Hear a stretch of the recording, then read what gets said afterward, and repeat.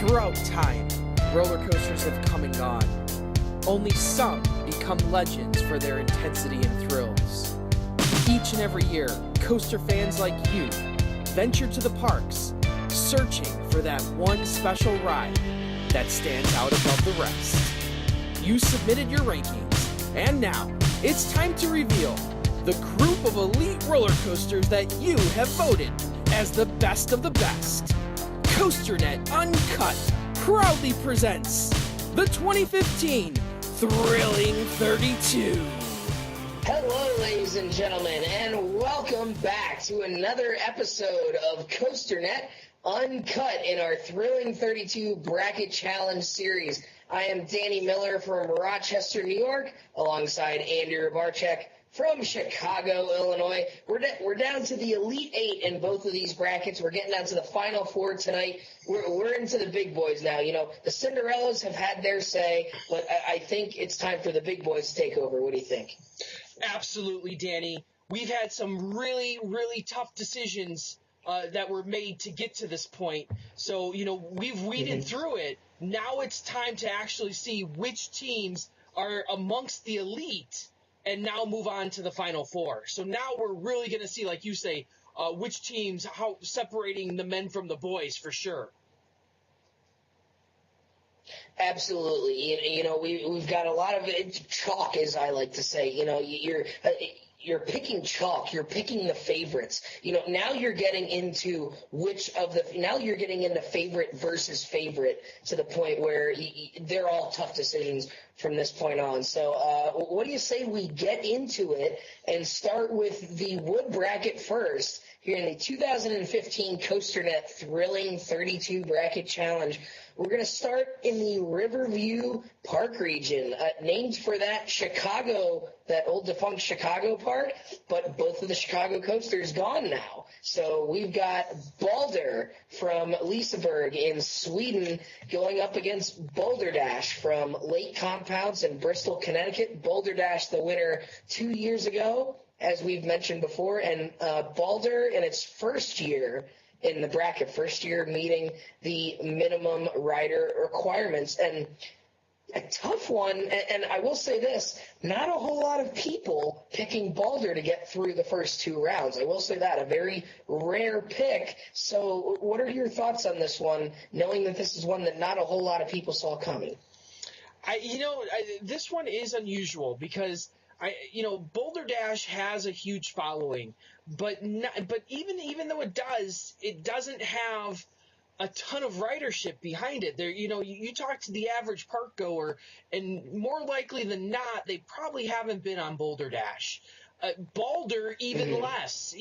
Boulder, once again, a huge following. People talk about it a lot, but you talk to the average park goer, and you don't hear a lot about it. So really on this one, I'm amongst the crowd. I didn't have either of these two coasters, making it this far. My pick going into the Final Four was Goliath. I thought that was a shoo-in. So now I'm left between these two relatively unknown coasters. I've been on Boulder Dash. Boulder Dash, was the winner this year of the Golden Ticket Awards. Boulder Dash, also placed 7th on the Golden Loop Awards. Balder, I just don't see it, and I'm probably going to have to go with Boulder Dash on this one. Yeah, I know you're not as big a fan of Boulder Dash as others are, as we've said before.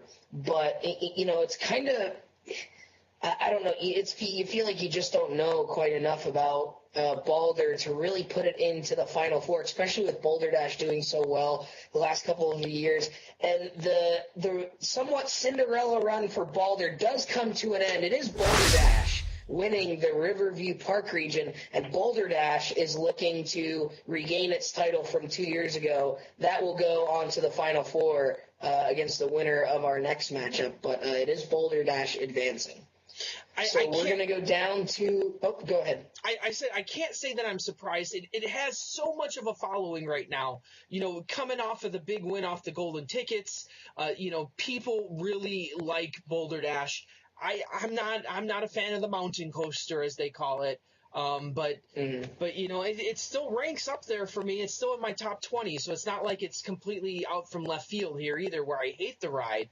I just don't rank it as highly as other people do. So this is one that my final four was incorrect, definitely on this one, because like I said, I had Goliath going in. Right. So Boulder Dash advances from the Riverview Park region and will face the winner of our next matchup from the Cypress Gardens region. And, a few weeks ago, when you and I recorded some of these earlier shows, last week and whatnot, we were kind of looking ahead and projecting at what we would see down the road. And I think right away, when everyone saw these brackets come out a couple of weeks ago, I think the thing that everyone noticed right away was that, holy crap, Voyage and El Toro are in the same region. And I think if they were on opposite sides of the bracket, you might have those two going up against each other in the championship.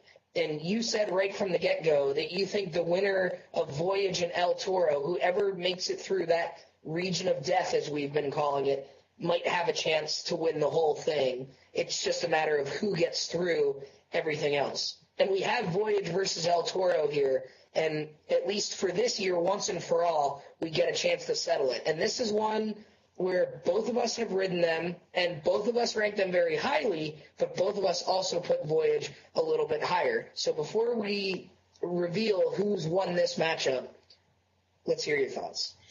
I'll tell you what. I said it on the last show. I've said it on other shows. I've said it for years now. Voyage is my pick. Voyage is my pick in this scenario. Mm-hmm. That, when you talk about my 1, 2, 3 wood coasters, it's Voyage, El Toro, Outlaw Run.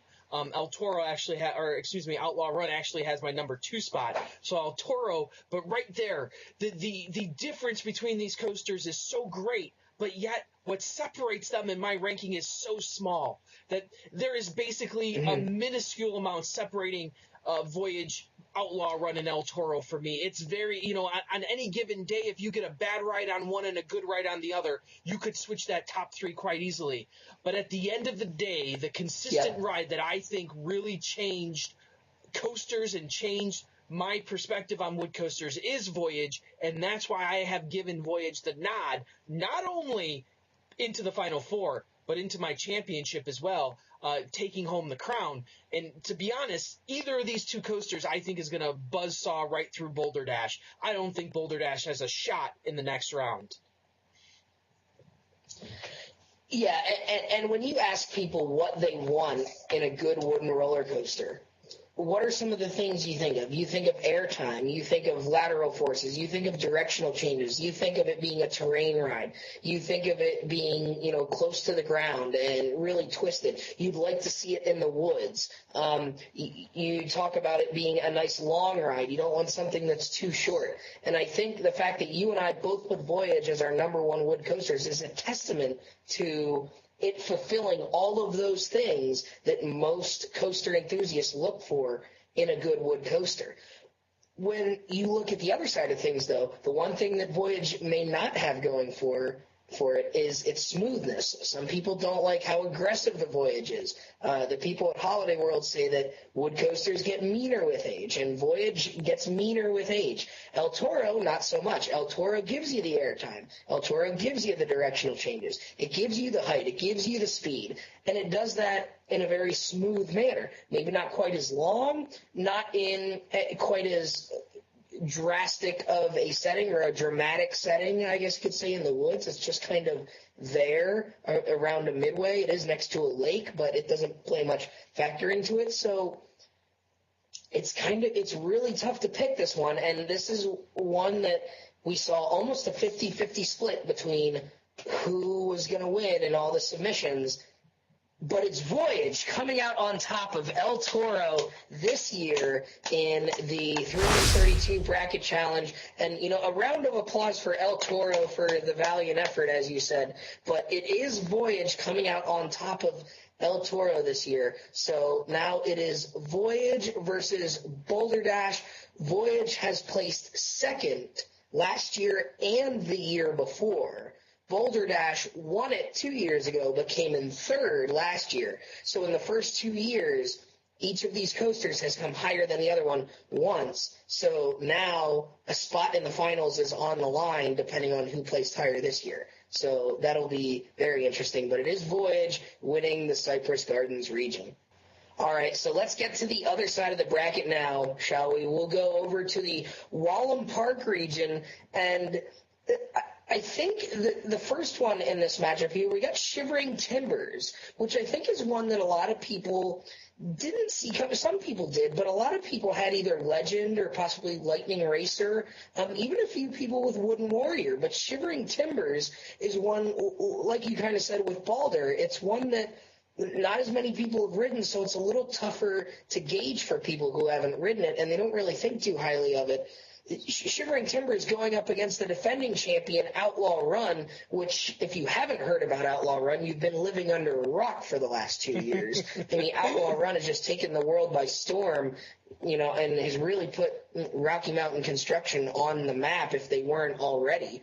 So we got Shivering Timbers from Michigan's Adventure and Outlaw Run from Silver Dollar City in Branson, Missouri. Now, you already talked a little bit about how much of a fan of Outlaw Run you are, myself the same, but we also know that both of us are big fans of Shivering Timbers as well, but very different rides.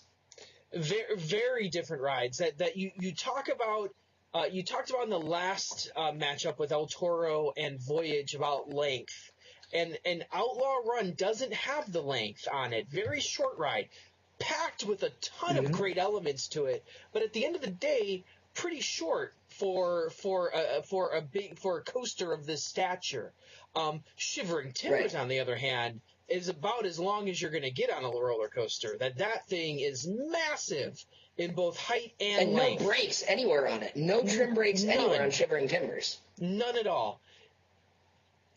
The other thing that compares between these two, that you have Outlaw and both Shivering Timbers in areas that people normally don't travel. Michigan's Adventure, flyover country. Really, like a lot of people haven't been there. Silver Dollar City, I think before Outlaw Run, maybe a handful of people have been to. After Outlaw Run, you see people making these pilgrimages to go ride it. So the question is what ride's going to come out as the winner here? And on my bracket, I picked Outlaw Run. Just because of its intensity, because of the buzz that it has, like you said, putting Rocky Mountain on the map if they weren't already there. That definitely Outlaw Run has the buzz behind it. Shivering Timbers, I think, is on its way down the list because it's getting a little bit older. People are forgetting about it. Not as glamorous or glitzy with what it does. Pretty straightforward ride, still amazing. But I really think Outlaw Run, the new kid on the block, is going to take this matchup. Yeah, and you alluded to how, they're kind of in odd areas of the country.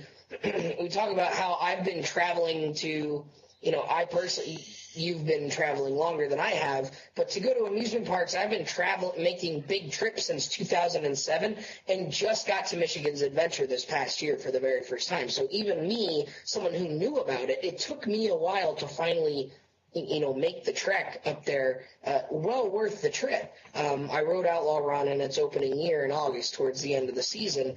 But Shivering Timbers, its run comes to an end at the hands of Outlaw Run. It is Outlaw Run continuing to successfully defend its championship.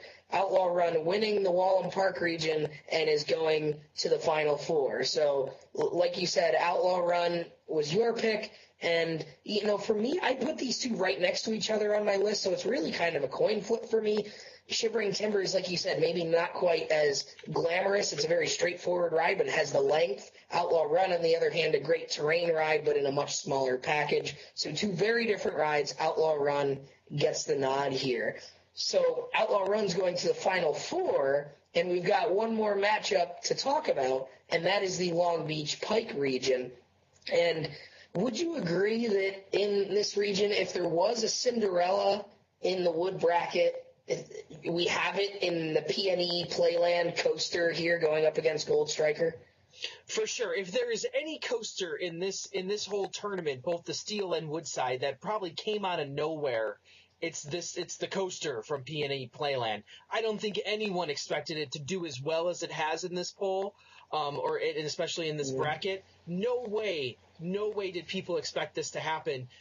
We've also mentioned that this was the bracket that was a little bit weaker in general. So if you were going to have a run like this was the place to do it. So I think not only does it benefit from having a weaker bracket, but also having a strong initial poll starting point. And to be honest with you, this is another tough one here. I did not have coaster from P&E anywhere near, did I have it? Let me look at my list here. Did I have coaster from P&E? I did not. I had it falling to the Raven in the previous round. So, so for it to make it this far is kind of surprising. So I'm have to gauge this versus Gold Striker, two rides I haven't been on. I just think Gold Striker being at a well-known Cedar Fair park is going to have the advantage in this one, and probably Gold Striker. You've been on it, but I'd probably say Gold Striker is probably the superior of the two rides anyway. Yeah, and like you said, you had Raven beating the coaster in the previous round. You're not alone there. I could count on one hand right now, as of the time we were recording. I could count on one hand how many people had the P&E coaster winning just one matchup, let alone two, and getting to the Elite Eight. Lots of people picking American Thunder in that first round, and then a lot of the people who didn't picking the Raven or even Lightning Racer, the Thunder track of Lightning Racer to knock off the coaster. So I'm sure plenty of people are surprised to see the P&E coaster here, considering I would be willing to bet that at least a couple people watching had never heard of it until we got to the selection show and talked about it a little bit. I haven't been on it. I have been on Gold Striker. I rode that this past year, and I've raved about Gold Striker ever since. My favorite GCI coaster. And Gold Striker continues to roll. The Cinderella story has come to an end. It is Gold Striker knocking off the coaster from P&E Playland. Gold Striker advances to play Outlaw Run in the Final Four. Gold Striker wins the Long Beach Pike region. Kind of fitting that a California coaster wins the California region. And, I talked about during the selection show how I felt bad for the California folks that we got two of their coasters in here and they had to play each other in the first round. But maybe they can take some solace in the fact that one that ended up winning is now in the Final Four with a chance to upset the defending champion in the Final Four. For sure. It's going to be exciting. Yeah, and like we said at the start here, we got four heavy hitters now: Boulder Dash, Voyage, Outlaw Run, and Gold Striker. That's the Final Four for the wood bracket. Not a lot of people getting all four correct. There were a couple that have all four correct, so congratulations to those folks. And I will say this at this point as well. A lot of people had three of the four correct. Yeah. And I think most of those people that had three of the four correct, I think swapped El Toro with Voyage. So if you had three or four of the Final Four correct, you're probably thinking, all right, I'm in pretty good shape here. If you only had one or two correct, you might have already disposed of your wood bracket in the trash can and lit it on fire if you haven't done so already from the previous shows. So Boulder Dash, Voyage, Outlaw Run, and Gold Striker, that's what we're looking at for our wood Final Four. So do you want to jump over to the steel ones now? Get into the steel coasters? I know that's the one you're looking forward to. Absolutely. Let's jump right into the steel. And I believe we are starting with the Jazzland region. Yes, we got the Jazzland region to start here, and oh boy, this is a tough one for me here because we've got Bizarro from Six Flags New England, which, if you were to ask me what do I think the best steel roller coaster I've been on is? I probably would say Bizarro, but if you ask me what my favorite steel roller coaster is, I'm going with Manta at SeaWorld Orlando. So we've got maybe my best. See, and you're the same way. You say Maverick is the best, but you say Raptor is your favorite. So, we're kind of on the same page of what the definitions are, but we've got Bizarro versus Manta here. So what are your thoughts on this? I know you're just waiting for Manta to lose. Mind you, neither of those rides are currently in the tournament any longer. Maverick nor Raptor. So that's Maverick at least made it into the bracket. It lost to my Manta 2 rounds ago, but your Raptor didn't even get in. Well, I'm going to tell you what. I don't think if you want – I've said it before. This is the Cinderella coaster in this tournament right now. You can talk about coaster from TNT Playland all you want, but Manta moving on this far to the Elite 8 is shocking. And I think Manta's little run here, it's swim out into the middle of the ocean, is about to come to a drowning halt, I guess, because there's no way that Manta's going down to Bizarro. There's no way. Maybe there is. You don't think so? Who knows? I don't know. I believe you said that the last couple weeks. Yeah, I believe you've been saying that the last couple weeks. I'm still in shock it got past Did you Maverick. buy your Beast t-shirt yet? You owe me a Beast t-shirt when we go to Holiday World in May. I got some. You gotta get on the... I got some choice words for you, too. Yeah, Yeah, I'm sure. Well, the winner of the Jazzland region is Bizarro from Six Flags New England. Manta has finally lost, much to your joy. Bizarro from Six Flags New England is moving on to the Final Four. And I think for the second straight year, maybe even the third straight year, is going to the Final Four. So Bizarro from Six Flags New England, the winner of the Jazzland region, you can go ahead and rejoice now. I finally, Manta and the stupidness of Manta is finally out of this tournament. I don't have to listen to it. About 3 rounds too late in my book, to be honest with you. So... Well, that's okay. I had my hashtags last week. So. Yes, you did. So sorry, Manta Universe. We couldn't put you through any farther. But Bizarro from Six Flags New England winning the Jazzland region.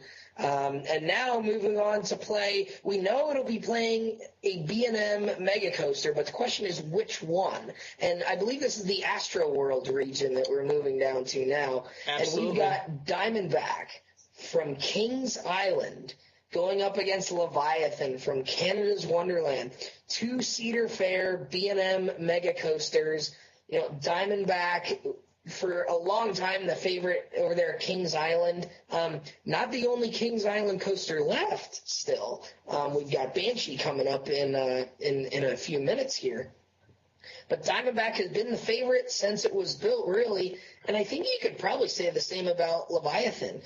We talked about, last week, Banshee knocked off Behemoth. So we're not going to get to see a Leviathan versus Behemoth matchup like we have in previous years. So, Canada's pride now is Leviathan, and they're banking on Leviathan to get back through. Leviathan won this contest last year and came in second the year before. To Intimidator 305. So this is a tough one because Diamondback has always been really high, and we have a lot of viewers and participants from Ohio. Do you think that Ohio contingent is enough to give Diamondback the edge this year? Diamondback's a good ride. But, in my opinion, Leviathan is probably the better ride. I haven't ridden it yet, but I really think Leviathan's going to move on. But to put some more perspective on it, in the Golden Loop Awards this year, Diamondback placing at number 6, Leviathan placing at number 10. So maybe that's an indicator of what type of people we have voting in this. That Diamondback placing 4 full spots ahead of Leviathan. So will it continue? I don't know. I picked in my bracket. I have Leviathan going over in this case. It's tough. it's tough because I didn't expect Diamondback to make it this far either. I thought Goliath from Six Flags Over Georgia was going to make a little run. So it was, I'm not shocked by it, but now that I'm looking at some of this data, at least a similar ride type anyways. Absolutely. But it was kind of like, which one is going to get through, do you think? But, and maybe Diamondback being higher in the Golden Loop Awards is a testament to, maybe our fans are more airtime people than speed people because Leviathan doesn't quite have the airtime that Diamondback does, at least not in succession. It does have good airtime and intense airtime, but not as many instances of it, whereas Diamondback, not quite as fast, not quite as tall, but probably has significantly more airtime, at least more moments of airtime. But it is Leviathan that moves on and wins the Astroworld region and is going back to the Final Four. So just like we saw with Outlaw Run in the wood bracket, over here in the steel bracket, the defending champ gets back to the Final Four and gets a chance to defend its title in the Final Four. So we'll see Bizarro versus Leviathan in the Final Four. Now, is that a matchup or what? That's definitely a matchup. That's definitely a matchup. So I'm excited to see who wins that one. Definitely, that'll be a great one, and not too many people picking that one completely correct.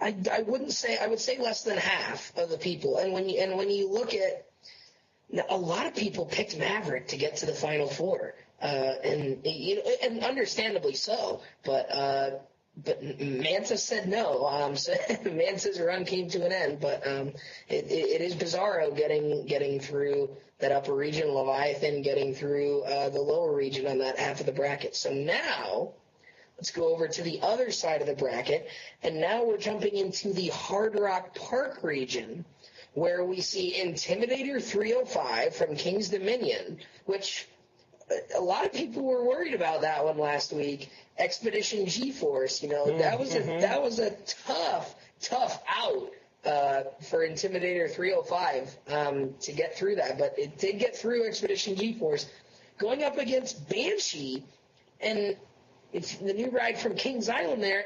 And what makes this one so interesting is that you've got Intimidator 305, which won this contest 2 years ago, came in second last year, so it's trending downwards to begin with.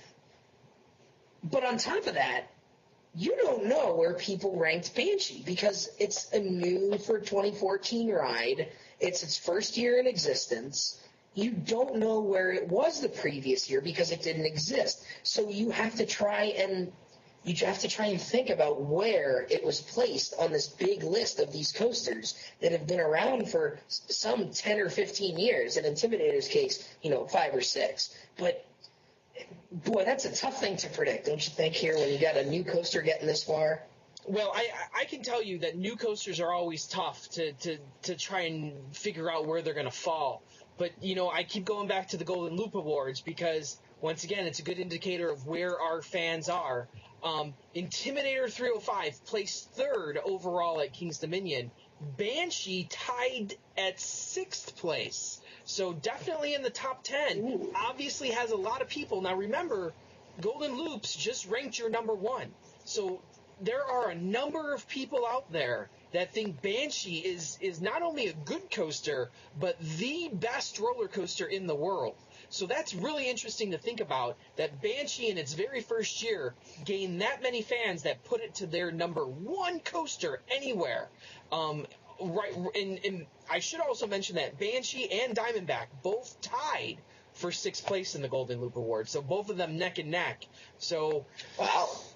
This one I don't know how it's going to play out. I did not have Banshee going this deep. I thought Phantom's Revenge was going to take it out in previous rounds. But I do have I-305 moving to the Final Four. So I'm interested to see if I got that one right, because I got Leviathan right. So I'm interested to see if I got I-305 right as well. Did you didn't have Bizarro, did you? You had Maverick? I had Maverick going. And we all know You what would happened never. there. Okay. Yeah, thanks for bringing that up again, by the Well, way. yeah. I appreciate it. Well, no, I actually didn't remember, to be completely honest with you. Well, Chuck, this one, you have another one right. It is Intimidator 305, bringing Banshee's run to an end. I know the Kings Island faithful are sad to see Diamondback and Banshee go out in the same round here, but Intimidator 305, boy, that is an intense coaster, and that is, quite frankly, an awesome coaster. And I do give I-305, I know you haven't been on I-305, but I do give the I-305 a slight edge, not a big edge, but a slight edge over Banshee on my personal list. So Intimidator 305 is our Hard Rock Park regional champion and takes the third spot in the Final Four. So we got one more left here, and I think this is one that I think most people are watching for this one. And it is Millennium Force from Cedar Point. Hasn't won either of the first 2 years, and people are really hoping that maybe this is the year that Millennium Force finally breaks through and gets into that number one spot. And, you know, if you don't think Manta is the Cinderella, maybe a Cinderella is over here in Nemesis at Alton Towers, not because it's not a good ride, but because people in the United States maybe just don't put it in the same class as rides like Intimidator 305 or Bizarro or Millennium Force. It's kind of in that weird class of, it's like, well, I want to ride it, but I may not ever get to ride it. And I think you forget about it because it's in that class sometimes. What do you think? I think you're right in that, and I think there's some other interesting stuff going on here. Now, me personally, I've said it from the beginning, Nemesis is my sentimental favorite. I don't think it's a super strong ride, though, here. I actually had Sky Rush moving into the Final Four. I thought Sky Rush was going to beat Millennium Force, and then I thought Sky Rush was going to beat Nemesis in this matchup. So I was way off there with Millennium Force's star power, that moving forward.